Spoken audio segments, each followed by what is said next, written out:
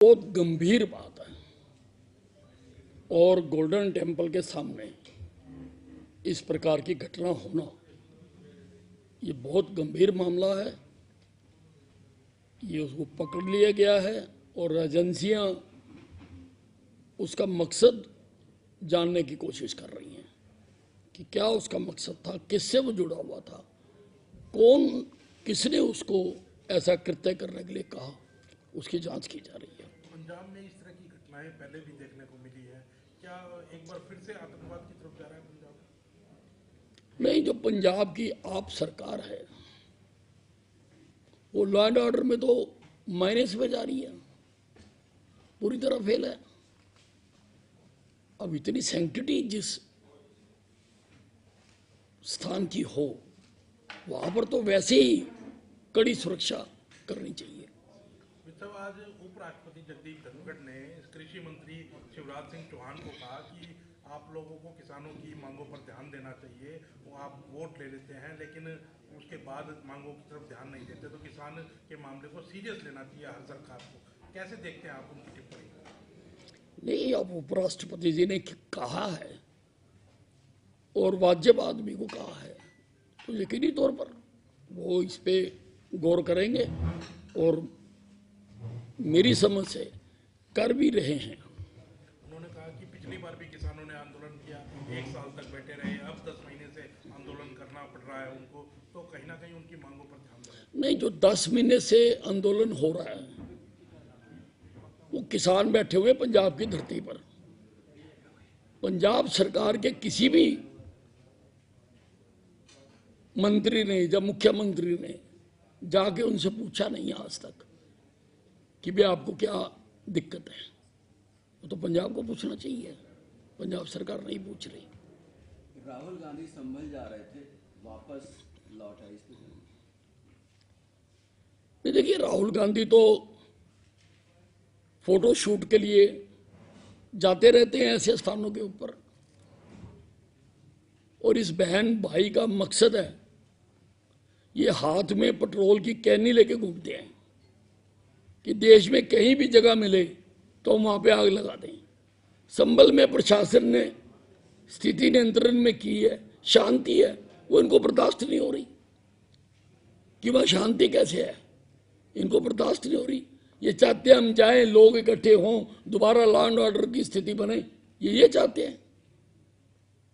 वो कह रहे हैं ये संविधान के खिलाफ है, मुझे जाने से रोका जा रहा है, मैं तो अकेला भी जाने को तैयार हूं, जाने नहीं दे रही, बीजेपी डरी हुई है। नहीं, ये जो धाराएं बनी हुई हैं वो संविधान में ही बनी हुई हैं, संविधान से बाहर तो कोई धारा है नहीं। कर्फ्यू भी लगता है, 144 भी लगती है। अब इनके लिए कोई अलग संविधान हो गांधी नेहरू परिवार के लिए तो मुझको मालूम नहीं। बांग्लादेश में जिस तरीके से इस्कॉन के सन्यासी के साथ जो हो रहा है उसको किस तरह देखते हैं? देखिए, बांग्लादेश में जो कुछ हिंदुओं के साथ हो रहा है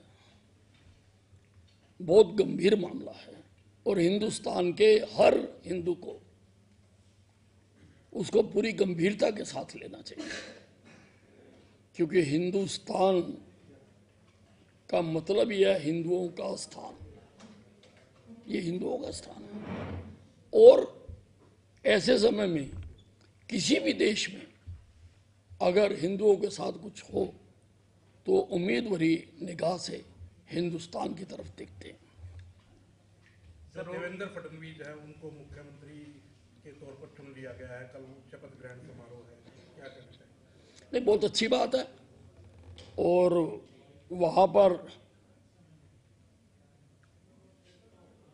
जो बीजेपी और सहयोगी दल थे उन्होंने बहुत अच्छी संख्या में उनके विधायक जीते हैं और बहुत सौहार्दपूर्ण तरीके से वहां पर तीनों दल मिलकर सरकार बना रहे हैं, तो बहुत बढ़िया बात है।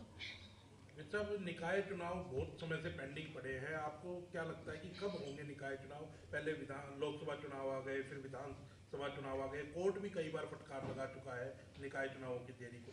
देखिए, मैं तो चाहता हूं कि जल्दी से जल्दी हो जाए, उसका हमें बहुत फायदा। हमें काम करने के लिए जो 30-32 पार्षद होते हैं वो और मिलते हैं, नहीं तो उनका काम भी हमारे पास आता है। वो काम भी जो कि एक मेंबर का काम होता है वो भी हमें करना पड़ता है। इसलिए मैं तो बहुत देर से चाहता हूँ हो जाए। पार्टी पूरी तरह से तैयार है इसके लिए। सर, रोडवेज में आपने बहुत सुधार किया। अमूमन देखा जाता है कि जो छात्र हैं वो जब जाना चाहते हैं कॉलेज स्कूल तो बसों की संख्या में भी कमी है, उनको लटक के जाना पड़ता है। ऐसे सुधार की ओर कोई आप देख रहे हैं क्या? नहीं, मैंने पूरी जो डिटेल मांगी है कि कितना बसों का बेड़ा है हमारे पास, किस सन में खरीदी गई, कितने किलोमीटर चल चुकी है, और उनका फिटनेस सर्टिफिकेट कि वो फिट हैं चलाने के या नहीं है। नहीं है अगर कोई अथॉरिटी तो हमें अथॉरिटी बनानी चाहिए। अथॉरिटी बना के फिर इसके बारे में सोचते हैं। मेरे ध्यान में है ये मामला। अथॉरिटी बनाए जाने की प्रक्रिया क्या शुरू है? नहीं, या करेंगे? अभी तो मैंने पूछा उनसे डिटेल सारी। दिव्यांगजनों के लिए भी आपने फैसला लिया है? उसके लिए मैंने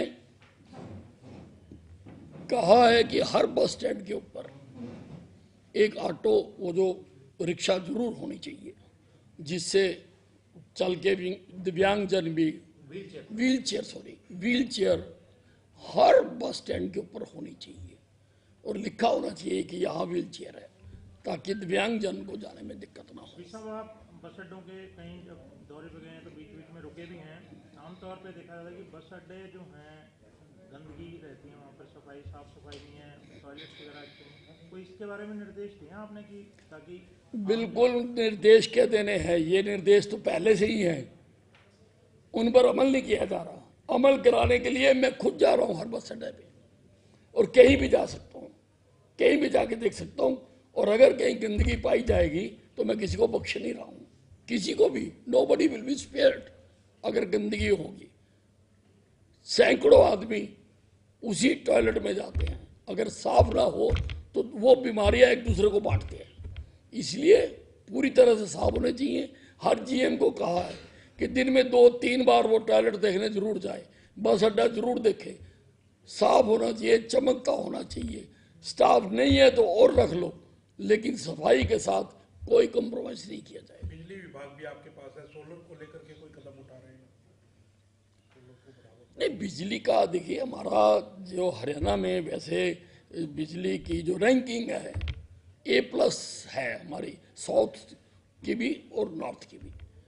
मैंने एक सुझाव दिया है, क्योंकि अब ज़्यादा से ज़्यादा सोलर पर जाते जा रहे हैं। अब इंडिविजुअल किसान को सोलर लगा ले, वो लगाता नहीं लगाता उसकी मर्जी है।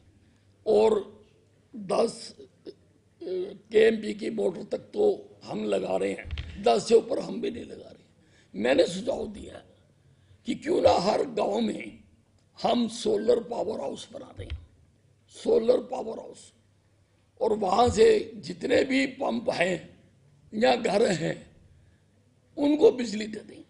दिन को जो बिजली सोलर से पैदा होती है जो सिर्फ दिन तक रहती है, क्योंकि रात वाली में तो बैटरियां लगानी पड़ती हैं, उसका खर्चा बहुत आता है।